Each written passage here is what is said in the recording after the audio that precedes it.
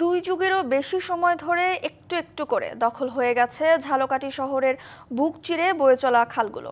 ফলে শহরের পয় নিষ্কাশন ব্যবস্থা অচল হয়ে পড়েছে, পরিবেশের উপর পড়েছে বিরূপ প্রভাব। পৌর প্রশাসক জানিয়েছেন, খালগুলো দখলমুক্ত করে প্রবাহ ফেরাতে উদ্যোগ নেওয়া হয়েছে। দেশের প্রাচীনতম ও প্রথম শ্রেণীর পৌরসভা ঝালকাঠি।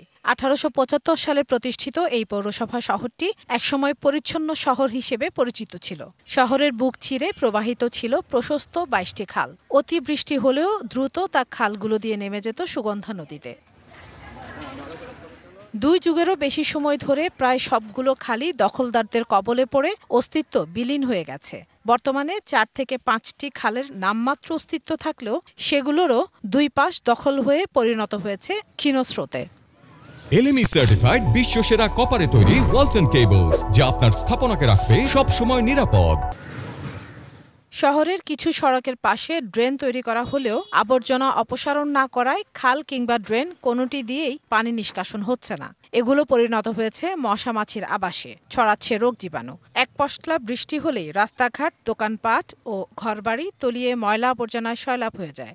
এখন খাল ভরিয়ে গেছে এবং দখল হয়ে গেছে, পৌরসভা কোনো উদ্যোগ নিচ্ছে না।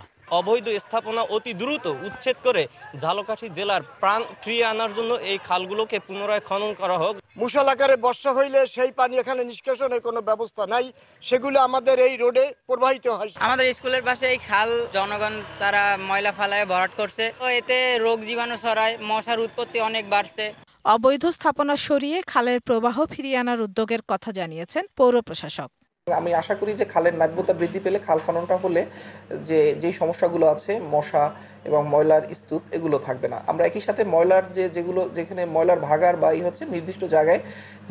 নির্দিষ্ট জায়গায় ফেলছি। খাল বেদখল হওয়ায় একসময় পরিচ্ছন্ন শহর এখন পরিণত হয়েছে জলাবদ্ধতা আর ময়লা আবর্জনায় ভরা জনদুর্ভোগের শহরে। এই দুর্ভোগ থেকে মুক্তি পেতে কর্তৃপক্ষের দ্রুত পদক্ষেপ দাবি পৌরবাসীর।